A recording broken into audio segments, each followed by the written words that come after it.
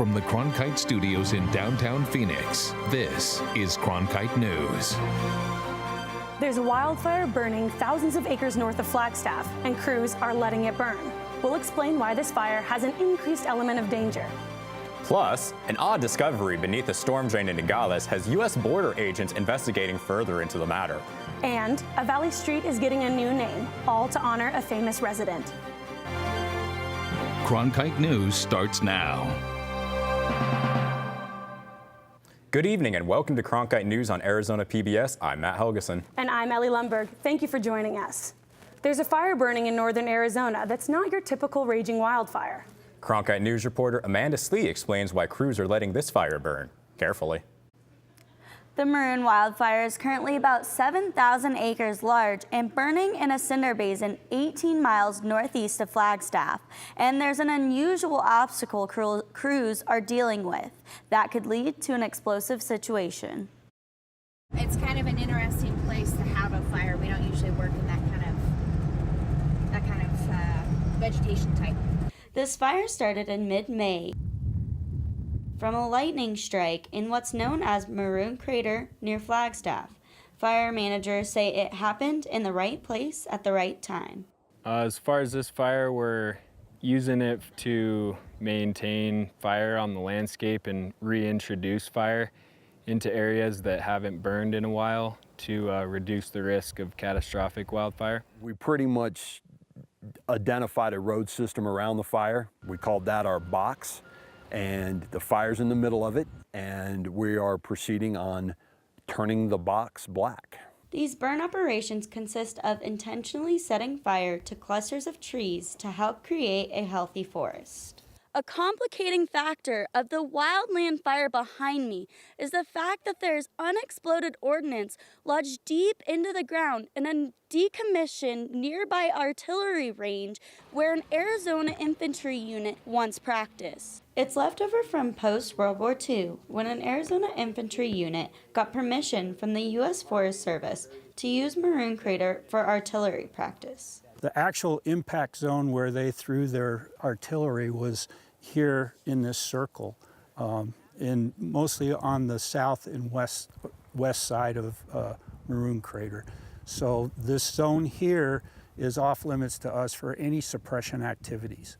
Vice President of the Fort Tuthill Military Museum, James Denton, knows his history well. So the picture indicates an impact of when they were training, and obviously they're observing fire, and they were having a competition to hit the target. And the story goes that the first one to hit the target was going to win a case of beer. Fire personnel won't go into the area that has unexploded ordnance to be on the safe side. The plan is to expand the Maroon fire over time until it's burned all 14 acres that fire managers have identified need thinning. In the studio, Amanda Slee, Cronkite News. For the first time in nearly 20 years, there's almost no signs of a severe or exceptional drought in 48 states. That includes right here in Arizona. Our abnormally wet May helped the state out of a 10-year drought. According to the U.S. Drought Monitor, last year at this time, 100% of the state was in a drought. Right now, only about 20% of the state is showing moderate drought or abnormally hot, dry symptoms. But we do live in a desert, and the state climatologist said we still need to conserve water, so we're ready for the next dry spell. City crews in Glendale finished up their annual 5-month process called hydrant flushing. It's when they open up fire hydrants and let the water run. Cronkite News reporter Jennifer Alvarez went to Glendale to find out what this process is like and how flushing these hydrants can make our communities safer. It's a quick process. Usually I don't have to open a hydrant for more than a few minutes. But those few minutes actually make a big difference. I've got all my safety cones set up. I've got my aero board on for traffic purposes. I'm gonna go ahead, get my hydrant wrench and our fire hose. Now our hose is hooked up to this diffuser here. That helps break down this water, because if I didn't have that and we were just opening these ports, it would make quite a big mess. Hydrant flushing helps rid of built-up sediments in hydrants that can slow down water flow to businesses and residents. I'm going to hook up my hydrant wrench here, and I'm going to go to my 2-inch port, and this is where I'll be hooking up my hydrant hose. And then, simple as that, we're ready to go. The city flushes out about 300 gallons per minute during the whole process in over 8,600 hydrants each year.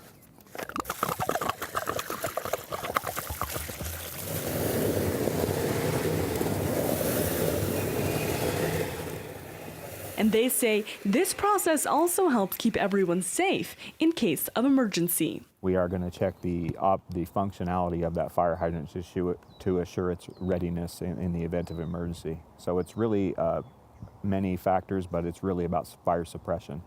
The main importance definitely is to make sure that our fire hydrants are working and operational to where when there is an emergency, the fire department can come and do their job and they'll have no issues because that hydrant's well lubricated, it's well maintained, and it's flowing like it should be.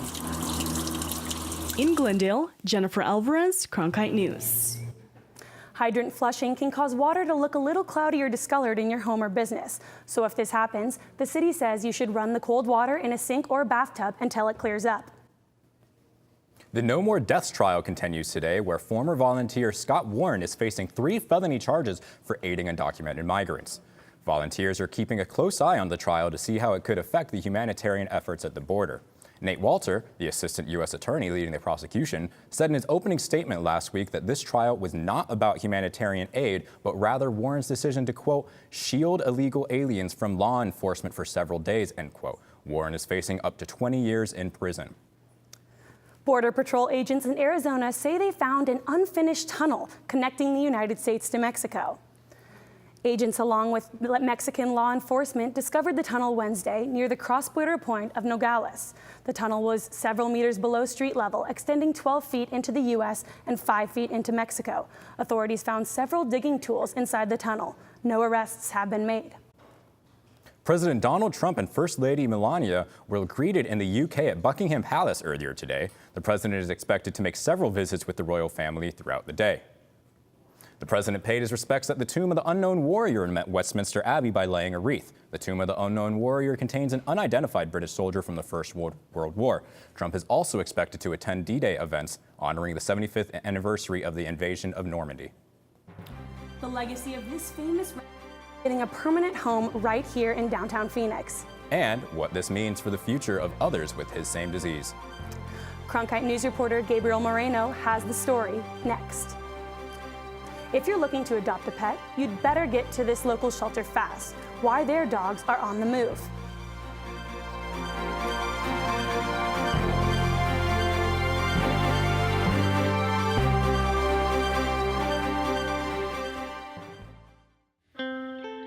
As journalists at Cronkite News, we report on stories that matter to you by focusing on the local impact. We dig deeper and work tirelessly to keep you informed. Live in Wickerburg. Live in Los Angeles. In Cleveland. In Washington. In Louisville. From Jerusalem. Live in Philadelphia. From around the world to right here in Phoenix. At Cronkite News, we report the facts and stick to the truth. Millions of people die every year from drinking dirty water. I would never have felt I had the ability to do something without ASU pushing me. We built filtration systems out of local materials with the people. To see those kids drink clean water for the first time, it's the most rewarding feeling that you can ever have. I went to ASU because I wanted to change the world. The thing I never would have expected is how the world would have changed me. Stay in the know on the go. At Cronkite News, we work hard to report the facts and keep you updated, whether we're on set or on the scene. Taking it from the studio to the field. So I'm here in South Phoenix. In Phoenix, we're just a click away. Follow us on Facebook and Twitter, or find us online at cronkitenews.azpbs.org.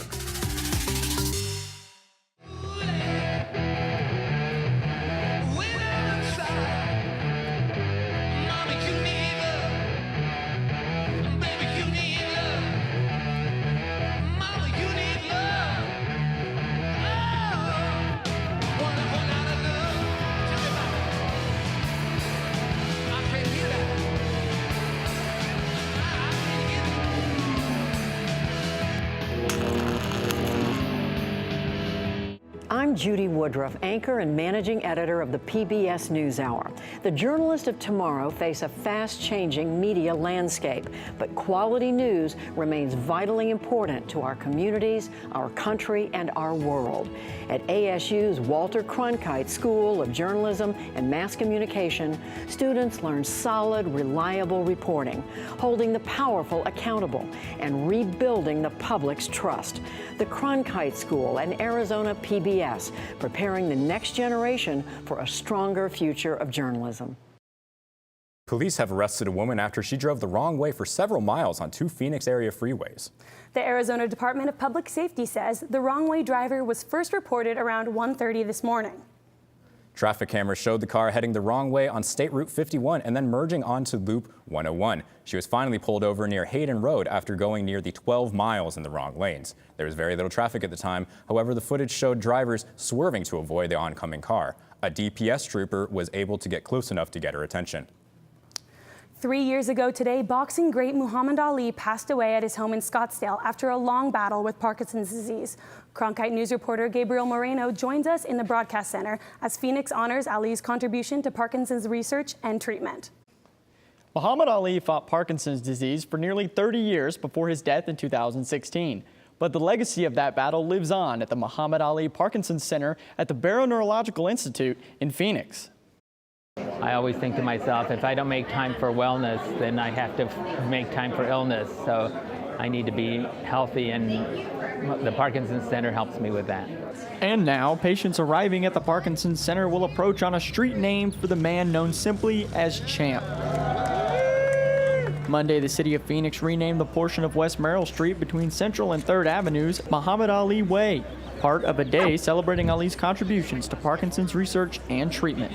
I'm proud to announce that the City of Phoenix has proclaimed today, June 3rd, 2019, as Muhammad Ali Day in honor of the legacy left behind in Phoenix at the Muhammad Ali Parkinson's Center. At the Muhammad Ali Parkinson's Center and new intersection of Muhammad Ali Way, his impact and legacy continue to grow due to the now 1,500 new patients being serviced here every year. It's all about you. This is all for you, okay? And I really, really appreciate it, and Muhammad would be so proud. The center has grown significantly since it opened in 1997, from 5,000 square feet to more than 26,000 square feet. Even Ali's greatest opponents in the ring admire the impact of the Parkinson's Center that bears their former foe's name. I tell Mama to love him because he was so good to me and my family. Took good care of us. According to Barrow, the Muhammad Ali Parkinson's Center now treats more than 14,000 patients each year. In the broadcast center, Gabriel Moreno, Cronkite News. Waymo is bringing its self-driving trucks back to the Arizona freeways. The company previously tested these trucks back in 2017 and later sent them to Atlanta. The plan is to keep testing these trucks to gather the data needed to one day make them functional. Waymo has made a vast number of advancements since its initial 2017 testing, including a taxi service and autonomous minivans. There is no official start date for the testing, and they will operate with 2 drivers per truck. The Maricopa County Animal Care and Control Shelter is working with more shelters out of state than ever before. The public could have as little as 30 minutes to adopt a pet before a county-approved out-of-state rescue can take it. More than 1,000 dogs have been transferred to shelters across America since January. Animal Care and Control partnered with the American Society for the Prevention of Cruelty to Animals. With almost 80 to 100 dogs coming into the shelter every day, the priority was to get them out as fast as they come in. This plan was set up because of the overwhelming numbers and not enough space to go around. The county is not making money on the transfers, and it is reported that no animals have been injured during a transport so far. As the temperatures heat up, people living on the streets need more help, especially with water and food to keep them hydrated and healthy. We'll show you how one Phoenix organization is working to provide the necessary materials to survive outside and, more importantly, a sense of hope.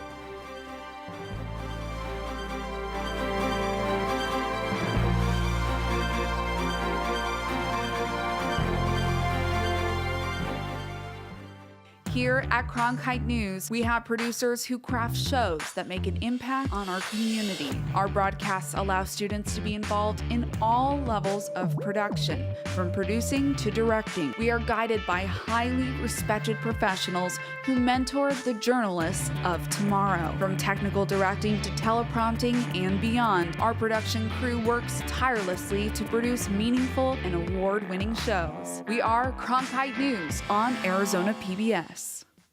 Millions of people die every year from drinking dirty water. I would never have felt I had the ability to do something without ASU pushing me. We built filtration systems out of local materials with the people. To see those kids drink clean water for the first time, it's the most rewarding feeling that you can ever have. I went to ASU because I wanted to change the world. The thing I never would have expected is how the world would have changed me. Stay in the know on the go. At Cronkite News, we work hard to report the facts and keep you updated, whether we're on set or on the scene. Taking it from the studio to the field. So I'm here in South Phoenix. In Phoenix, we're just a click away. Follow us on Facebook and Twitter, or find us online at cronkitenews.azpbs.org.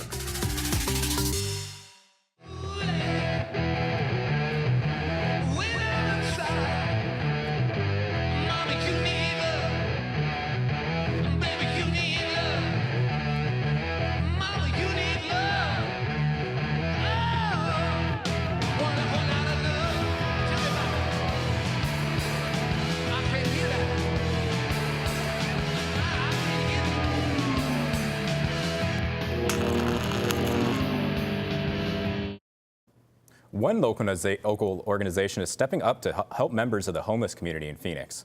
Cronkite News reporter Gabriella Collage shows us how they are making a difference one lunch bag at a time. One organizer told us it was a social media post that inspired him to take action and provide basic necessities to those going through a difficult time.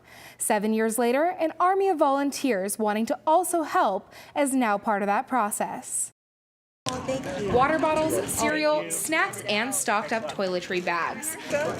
Thank you. God bless you. God bless you. All of them part of how one local organization is helping those in our community who need it most. One of the volunteers, Jasonda Manuel, says it was something he saw on social media that motivated him to want to step up and contribute. Ramses Ja posted a young lady that was digging through the trash looking for food. These care packages are being put together by dozens of volunteers for #LunchBagPhoenix. It's an organization that provides essentials for those who are homeless. They also partner up with local groups like CAS, Central Arizona Shelter Services. We've worked with CAS for a few years now, and they will communicate with the clients that will be showing up. Usually it's the last Sunday of the month to pass out different things. Some of the things that we give away include lunch bags, of course. According to the Maricopa Association of Governments, there were over 6,600 people experiencing homelessness at the beginning of this year. Those numbers are part of the reason why these volunteers gathered at this event in downtown Phoenix. It's a mission that volunteers like Carol Jefferson say is what brings them out to lend a helping hand every time. It gives you a sense of happiness not only for yourself, but being able to see the joy. And granted, it's not every person that we're seeing joy on, but we're making an impact, even if it's in the smallest amount, having somebody come up to you and thank you for what we're doing. Volunteers distributed 100 lunches and 400 hygiene bags this time around. #LunchBag meets on the last Sunday of every month to put together these care packages. In the studio, Gabriella Collage, Cronkite News.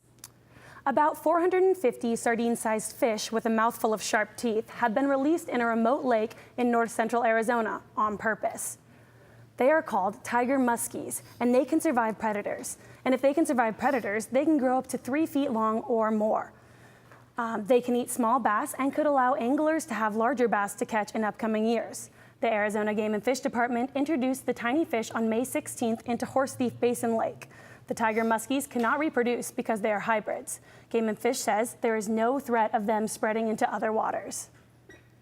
It was a beautiful weekend, not too hot and a nice breeze. But are those triple-digit temperatures on the way? Emmy Keenan joins us now with our forecast. Emmy? Live from the Weather Center, we're going to take a look at the temperatures across the state.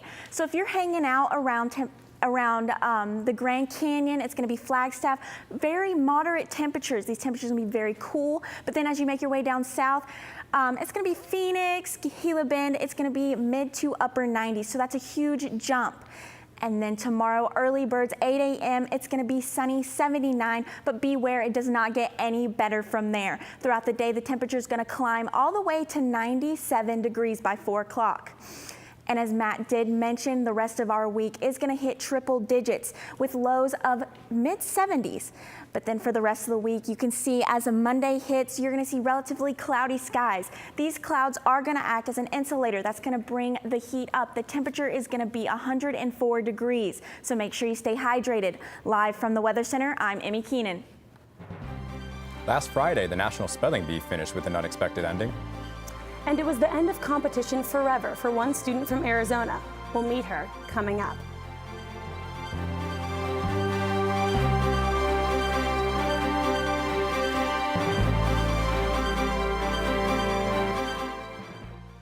Welcome to another edition of Cronkite Sports Now. I'm Taylor Rocha. Let's talk sports. For the latest on local sports and beyond, we've got you covered. Let's do this thing. We challenge reporters to go beyond, a game story. We want stories with depth. It's just a crucial step from the college experience into the professional experience while you're still in school. At Cronkite Sports Now, watch the journalists of tomorrow cover sports today. Here at Cronkite News, we have producers who craft shows that make an impact on our community. Our broadcasts allow students to be involved in all levels of production, from producing to directing. We are guided by highly respected professionals who mentor the journalists of tomorrow. From technical directing to teleprompting and beyond, our production crew works tirelessly to produce meaningful and award-winning shows. We are Cronkite News on Arizona PBS. As journalists at Cronkite News, we report on stories that matter to you by focusing on the local impact. We dig deeper and work tirelessly to keep you informed. Live in Wickerburg. Live in Los Angeles. In Cleveland. In Washington. In Louisville. From Jerusalem. Live in Philadelphia. From around the world to right here in Phoenix. At Cronkite News, we report the facts and stick to the truth.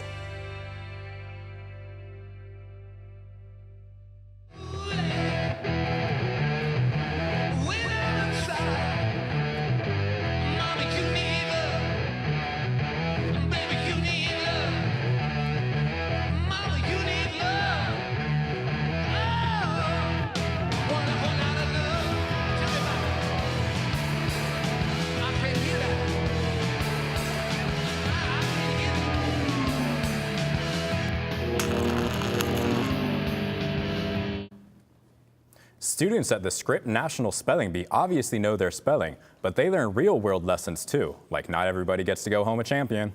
That was the lesson learned by the 8 Arizona students competing at last week's Spelling Bee. Cronkite News reporter Julian Parras profiles one of them from our Washington bureau. For 3 years now, Kelly Haven has come from Fort Defiance to Washington, D.C. to compete in the Scripps National Spelling Bee. And for 3 years now, she has gone home without a championship. But the 8th grader is okay with that. Dedication is a big part of it, and probably the ability to accept failure. Yeah. But that doesn't mean that Kelly ever got used to the sound of the bell that rings spellers off the stage when they get a word wrong and are eliminated. It's different every single time, which I'm not really used to because I don't really like change, and that's something I don't like, but change is good sometimes. Kelly was in good company. She was one of 562 elementary and middle school students competing in this year's bee, and one of 8 from Arizona. To get here, they had to win their school bee, a regional spelling bee, and in Kelly's case, the Navajo Nation Spelling Bee. Ever since 2nd grade, I knew about it because of my teacher, and she was like, you should start working towards that. And because I started winning my school spelling bees, so it was pretty great because it's something that I was aiming for and I actually accomplished it. But they can't all be crowned champion of the 92nd bee. And Kelly got farther than any other Arizona kid this year. just missing the finals. Dina Haven said it has been a great learning opportunity for Kelly and a lesson in itself. From the very first time to now, you know, how much it's forced her to grow up and to grow in academics and this part of her life. It's been amazing. Kelly's parents are relieved that the process is over, and it will give Kelly's siblings a chance to participate now as well. It's kind of closed the door for her in a sense, because it's real stressful, but at the same time it opened the door for her sisters, her younger sisters, and they're all excited. It kind of inspired them to let them know that this is possible, that they can do the same thing. In National Harbor, Maryland, Julian Paras, Cronkite News. Cronkite News is proud to be the news division of Arizona PBS. Here's what's coming up on Arizona Horizon and the PBS NewsHour. On the next Arizona Horizon, the impact on the state's economy. The president goes ahead with tariffs on Mexican goods and how to keep kids from falling behind in school while they're on summer break. That's the next Arizona Horizon. I'm Amna Nawaz. On the next NewsHour, President Trump travels to England, and our Yamiche Alcindor is along for the ride. That's Monday on the PBS NewsHour.